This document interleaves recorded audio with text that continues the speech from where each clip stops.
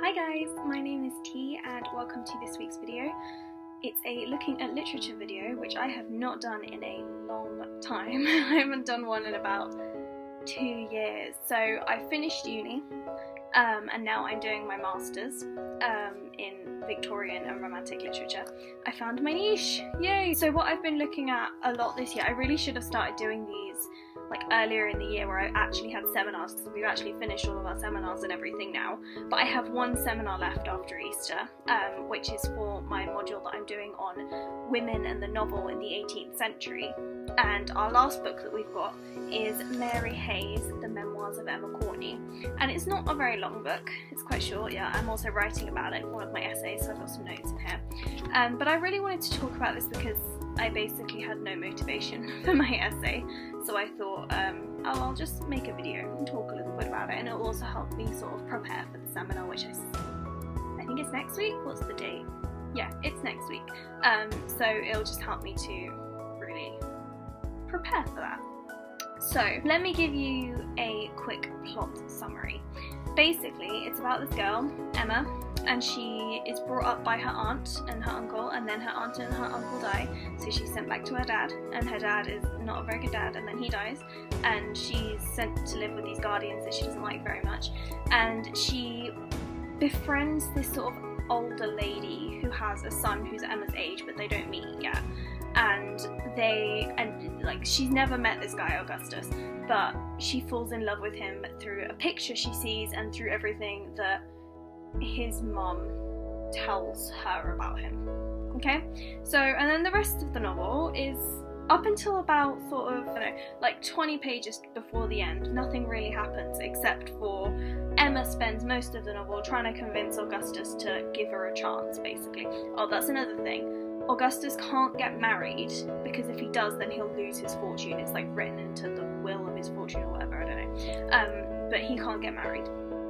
And so she basically spends the entire novel being like, just give me a chance, just give me a chance. And it's honestly the cringiest thing ever. Like, it was, there was one point I actually had to put it down and walk away because it's just so cringy. It brought back painful memories of secondary school when I used to do it to guys, or I used to be like, oh, just give me a chance, you know, you don't know until you try, that kind of thing, and it's so cringy. And then in the last 20 pages of the novel, literally nothing happens until right at the end. So she marries someone else, has a kid, Augustus comes back and is like really ill or something.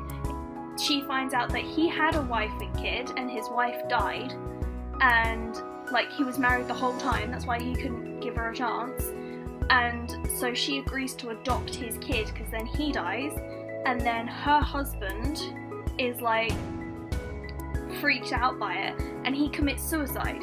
Like, everything happens within like 10-20 pages. It's insane. Like, it's a really weirdly structured novel. But yeah, so I didn't really enjoy this novel. I sort of like, I put it down at the end and I was just kind of like, what did I just read? Like, what just happened? It only took me like 2 days to read. It probably would have taken me 1 day, but like I say, I had to put it down at one point because it was too cringy for me. What I find really interesting is the representation of men and women in this novel. So women at the time were not allowed to express their feelings. If they did, it was kind of like social ruin for them. And that's represented in a lot of the books that we've studied on this course. Like, you know, Pamela, Samuel Richardson, she's a very famous character, but she cannot, it's kind of implied that she has these feelings for Mr. B, but she can never admit it because it's not socially acceptable for her. So it's really interesting that Emma kind of, she does admit these feelings and she tries to get Augustus on board with, you know, giving her a go, but it's just... But the representation of men is also really interesting because Augustus is always sort of getting hurt or having to be cared for by a woman. He's not a very masculine man, he's not very assertive. He's always being cared for by someone else, or he's just not in the picture. So it's kind of interesting how he's demasculated like that. And then the only other sort of main man in it is her husband. I think his name is Montague, and again, like, he kind of devolves throughout the novel. he gets hurt very early on as well, and then he kind of disappears off for most of the novel and then comes back and they get married. But then obviously like this kind of decline in mental health for him, it kind of all goes downhill and then he commits suicide. So that's kind of, again, that's not really, it's more tapping into the sensitive male that was coming about, like the man of feeling, that was coming about towards the end of the 18th century, as opposed to the typically masculine man that's kind of, you know, a stereotype of the 18th and 19th century. So if we're looking at this from sort of like a structural form standpoint, then it's kind of interesting because it's told in the first person narrative and it uses letters. So it's Emma is telling her story to a female correspondent, so it's to a direct addressee. It's not with the intention of being like published. So it's kind of interesting that it could give it sort of like an element of authenticity, like Hayes is trying to give it some sort of authenticity or reliability, but then it also kind of gets flipped on its head because also there's this idea of editing and self-editing. So Emma is writing her own narrative, so she could be telling it however she likes. Like, she could be lying to us as the reader, we don't know, because she's in complete control of the narrative. So that's a really interesting thing to consider. I don't think there's a lot. The problem is not enough happens in the novel, especially throughout the large bulk of it, where we wouldn't, you know, we couldn't see whether she's editing it or not because nothing happens. And also the fact that she tells us at one point that when she was raised to be quite arrogant and not a nice person, so she's being kind of truthful there. And then also the fact that she's admitting her feelings kind of gives it, again, an element of reliability, because a woman of her standing in that time period wouldn't just admit to it. So that's kind of interesting. But she's very much indulged throughout, and like one thing that we've been looking at a lot as well is this idea of female education. And one thing about Mary Hayes is she worshipped Mary Wollstonecraft, who wrote A Vindication of the Rights of Women.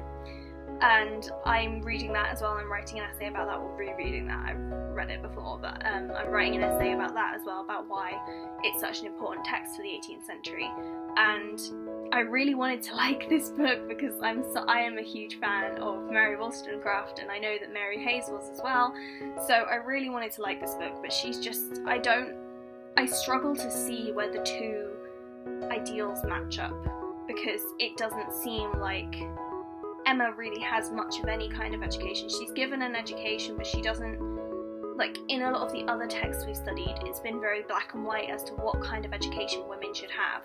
So in The Female Coyote by Charlotte Lennox, it's shown that Arabella only reads romance novels, that's the only education she has, and that's detrimental to her. Like, she needs more of an education because her whole life revolves around these romance novels. But that's not so black and white in this novel. I think it's very layered, and I can't like, for example, I can't think of like a time when education is really addressed, which, you know, is probably quite bad because our seminar leader has told us to think about it, so it's probably a big part of the novel and I just missed it. But like I say, I didn't really feel like much happened in this novel. So the final interesting point that I want to talk about is the conclusion, and how in the end she's left alone. She doesn't get remarried, she's left alone with two kids, hers and Augustus's, and she raises them completely equal, like as if they were her kids, like both her kids. And she also just raises the son and the daughter both the same, which I think is really interesting. And she makes them like aware that they are brother and sister. But then, like, again, there's like a time jump at the end of like 10-15 years where suddenly her kids are teenagers, and it's like, oh my god, what is happening? So it's kind of interesting to see the conclusion, like to kind of go beyond the end of the novel, kind of like in Pamela, where it doesn't end with a wedding and it doesn't have a happy ending. You know, it doesn't end with the traditional marriage ending, which was so popular and kind of important in those days. It's very much it transgresses from that ending, and I think that's an important. I think that's what makes it an important text for the 18th century, the fact that it doesn't have a happy ending and it doesn't have a marriage ending. But still, I didn't feel satisfied with the ending, because it just kind of stops.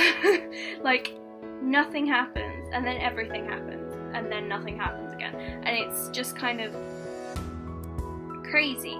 And yeah, so I think the end is her dying. So she's written this on her deathbed, and I just don't know how to feel about it. Like we've been told to think about the conclusion and its effects, but honestly the effect it had on me was just like, I was glad it was over, because it was just insane. It was such a roller coaster of a text, but it was interesting, and like I say, it's not a very long read, so I would recommend that you read it, because maybe you'll have more of an insight into it than I will. I am very distracted at the moment. I have 4 essays to write, so one of them I'm writing with this in mind. So there's a lot to be taken out of this, I think, and I think that if I wasn't given the questions that we get for our seminars before I read the text, so I think if I'd been reading the text with those questions in mind, then I might have been able to pick them out better, but I didn't. But I just didn't really have any motivation today, and I needed something to motivate me, so I thought I'd make this little video, and I also didn't have a video for this week, so that's why I made this video. And I haven't made a looking at literature video in forever, and I want to try and start doing them again, because I read a lot, and so I thought Memoirs of Emma Courtney, it's a mad book, it's absolutely mad, but yeah, quick, easy read. Would recommend it just for the cringiness. It can take you back to those high school days where you just want to kind of remember all of your cringiest moments, because that's where it took me. Okay, so thank you for watching. If you enjoyed this video, please like, subscribe and comment.